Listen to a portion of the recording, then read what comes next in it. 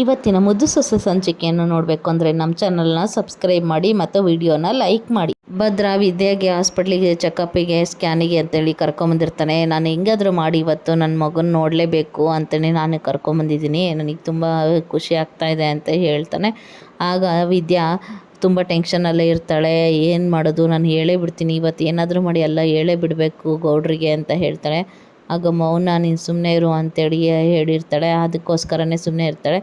Doctor scan ಮಾಡಬೇಕು ಅಂತೇಳಿ ಕರ್ಕೊಂಬಂದು ಬೆಡ್ ಮೇಲೆ ಮಲಗಿಸಿರ್ತಾರೆ. ಆಗ ವಿದ್ಯಾ, ಭದ್ರಾ ಮತ್ತು ಮೌನ 3 ಜನನೇ ಇರ್ತಾರೆ. ಅದೇ ಟೈಮಲ್ಲಿ ಹೊರಗಡೆ ಈಶ್ವರಿ ಕೂತಿರ್ತಾಳಲ್ಲ, ಅವಳು ವಾಶ್ರೂಮಿಗೆ ಅಂತ ಹೋಗಿರ್ತಾಳೆ.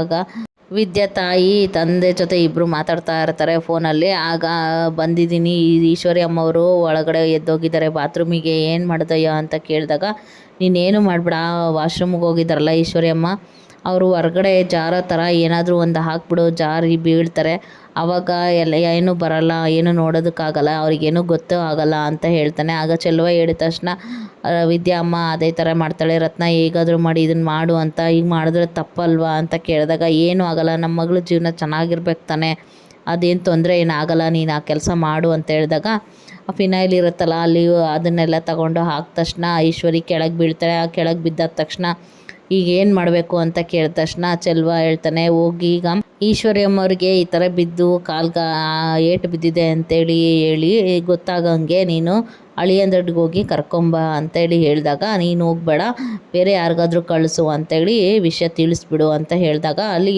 ರತ್ನ ಹೋಗಿ ನರ್ಸ್ಗೆ ಹೋಗಿ ವಿಷಯ ತಿಳಿಸ್ತಾಳೆ. ಆಗ ಅಲ್ಲಿಂದ ಹೋಗ್ತಾರೆ.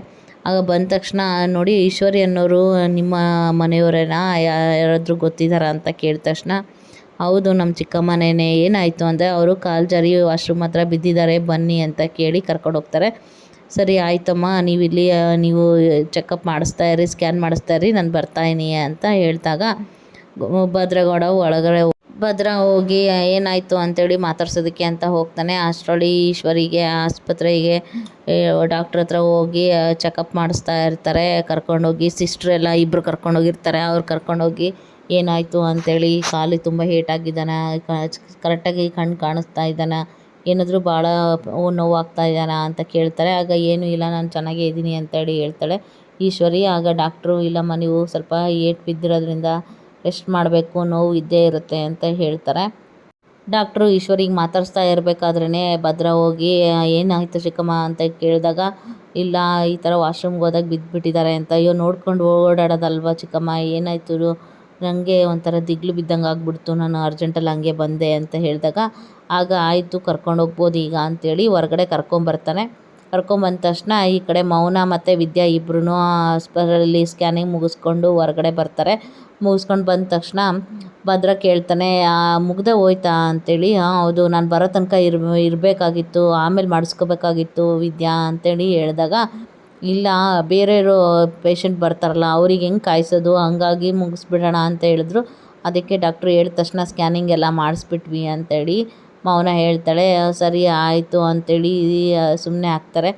ಆದಮೇಲೆ ಭದ್ರಾ, ಇಲ್ಲ ಇನ್ನೊಂದು ಸರಿ ಮಾಡಿಸೇ ಬಿಡೋಣ, ಅದೆಷ್ಟೇ ದುಡ್ಡು ಖರ್ಚಾದರೂ ಪರವಾಗಿಲ್ಲ ಅಂತ ಹೇಳಿದಾಗ, ಆಗ ಡಾಕ್ಟ್ರು ಬಂದುಬಿಟ್ಟು, ಏನಾಯಿತು, ಯಾಕಿನ್ನೂ ಇಲ್ಲೇ ಇದ್ದೀರಲ್ಲ, ಮುಗಿಸಿಲ್ವಾ ಅಂತ ಕೇಳಿದ ತಕ್ಷಣ, ಇಲ್ಲ ನಾನು ಇನ್ನೊಂದು ಸತಿ ಖರ್ಚಾದರೂ ಪರವಾಗಿಲ್ಲ, ನಾನು ಮತ್ತೆ ಸ್ಕ್ಯಾನಿಂಗ್ ಮಾಡಿ ನನ್ನ ಮಗುನ ನಾನು ನೋಡಲೇಬೇಕು ಅಂತ ಹೇಳಿದಾಗ, ಇಲ್ಲ ಏನಿದು ನೀವು ಈ ಥರ ಮಾಡ್ತಿದ್ದೀರಲ್ಲ, ಇದು ಮಗು ವಿಷಯ ಅಂದರೆ ಇನ್ನು ಸುಮ್ಮನೆ ಆಟನ ಅಂದ್ಕೊಂಬಿಟ್ಟಿದ್ದೀರಾ, ಸ್ಕ್ಯಾನಿಂಗ್ ಮಾಡಬಾರ್ದು, ಒಂದು ಸರಿ ಅಷ್ಟೇ ಮಾಡಬೇಕು, 5 ತಿಂಗಳಲ್ಲಿ ಅಷ್ಟೇ ಸ್ಕ್ಯಾನಿಂಗ್ ಮಾಡೋದು, ಮತ್ತೆ ಇನ್ನು ಹೇಳ್ತೀವಿ ಆ ಥರ ಬಂದಾಗ ಆ ಟೈಮಲ್ಲಿ ಅಷ್ಟೇ ಸ್ಕ್ಯಾನಿಂಗ್ ಮಾಡಿಸ್ಬೇಕು, ಪದೇ ಪದೇ ಮಾಡಿಸ್ಬಾರ್ದು, ಮಗು ತೊಂದರೆ ಆಗುತ್ತೆ ಅಂತ ಹೇಳಿದಾಗ, ಹೌದಾ ಹಾಗಾದರೆ ಸರಿ ಬಿಡಿ ಆಯಿತು ಅಂತೇಳಿ ಭದ್ರಾ ಬೇಜಾರು ಮಾಡ್ಕೊತಾನೆ. ಭದ್ರಾ ನೀನೇನು ಬೇಜಾರು ಮಾಡ್ಕೋಬೇಡ, ನೀನು ಈಗ ಕೇಳ್ತೀಯ ಅಂತ ಗೊತ್ತಿತ್ತು, ಅದಕ್ಕೆ ನಾನು ಮಗುದು ಸ್ಕ್ಯಾನಿಂಗ್ ಮಾಡಬೇಕಾದ್ರೆ ವೀಡಿಯೋ ಮಾಡ್ಕೊಂಡಿದ್ದೀನಿ, ನೀನು ಅದನ್ನು ನೋಡು, ನನ್ನ ಫೋನಲ್ಲಿದೆ ಅಂತ ಹೇಳಿದಾಗ, ಆಗ ಭದ್ರಾ ವೀಡಿಯೋ ಇಟ್ಕೊಂಡು ನೋಡ್ಕೋತಾ ಇರ್ತಾನೆ.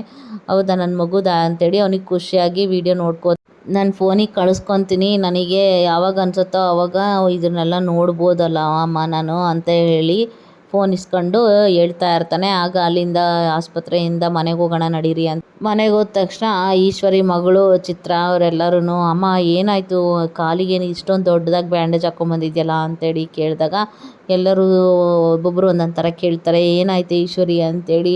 ಅಮ್ಮಮ್ಮ ಕೂಡ ಕೇಳ್ತಾರೆ. ಅದೇ ಥರನೇ ಶಿವರಾಮೇಗೌಡರು ಕೂಡ ಯಾಕೆ ಹಿಂಗೆ ಈ ಥರ ಇದು ಮಾಡ್ತಾ ಇದ್ರಲ್ಲ, ಅವಳಿಗೆ ಏಟಾಗಿದೆ ತಾನೇ, ಅವಳ ನೋವು ಅವಳಿಗಿರುತ್ತೆ, ಎಲ್ಲರೂ ಒಂದೇ ಥರ ಪ್ರಶ್ನೆ ಕೇಳಬೇಡಿ, ಸ್ವಲ್ಪ ಸಮಾಧಾನವಾಗಿ ಕುತ್ಕೊಳ್ಳಿ, ನೀವು ಯಾಕೆ ಹಂಗೆ ಮಾಡ್ತಿದ್ದೀರಾ ಅಂತ ಕೇಳಿದಾಗ ಗೋವಿಂದ, ಈಶ್ವರಿ ಏನಾಯ್ತಿದು, ನೀನು ಯಾಕೆ ಹೋಗಿದ್ಯೆ, ನೀನು ಸುಮ್ಮನೆ ಇರೋಕ್ಕಾಗಲಿಲ್ಲ ಮನೇಲಿ ಅಂತೇಳಿ ಹೇಳಿದಾಗ ಸುಭಾಷ ಬಂದು, ಅಮ್ಮ ಏನಮ್ಮ ಭಾಳ ಏಟಾಗಿದ್ದೇನಮ್ಮ ಅಂತ ಕೇಳ್ತಾನೆ. ಇಲ್ಲ ಕಣೋ, ಈಗ ಪರವಾಗಿಲ್ಲ, ಅಷ್ಟೊಂದೇನು ಆಗಿಲ್ಲ, ಸುಮ್ಮನೆ ಇರು ಅಂತ ಹೇಳಿದಾಗ ಸರಿ ಆಯಿತು, ಒಳಗಡೆ ಕರ್ಕೊಂಡೋಗ್ರಿ, ಈಶ್ವರಿ ಸ್ವಲ್ಪ ಹೊತ್ತು ರೆಸ್ಟ್ ಮಾಡಲಿ, ಎಲ್ಲ ಸರಿಯಾಗತ್ತೆ ಅಂತೇಳಿ ಹೇಳ್ತಾನೆ. ಶಿವರಾಮೇಗೌಡ ಈಶ್ವರಿಗೆ ಮಾತಾಡಿಸಿ, ಆಯ್ತಮ್ಮ ಈಗ ಹುಷಾರಿದೆಯಾ ಏನು ಅಂತ ಕೇಳಿ ವಿಚಾರಿಸ್ತಾರೆ. ಆಗ ಗೋವಿಂದ ಮತ್ತು ಚಿತ್ರ ಇಬ್ಬರೂ ಒಳಗಡೆ ಕರ್ಕೊಂಡೋಗ್ರಿ ಅಂತ ಹೇಳಿದ ತಕ್ಷಣ ಒಳಗಡೆ ಕರ್ಕೊಂಡೋಗಿ ಕೂರಿಸ್ತಾನೆ.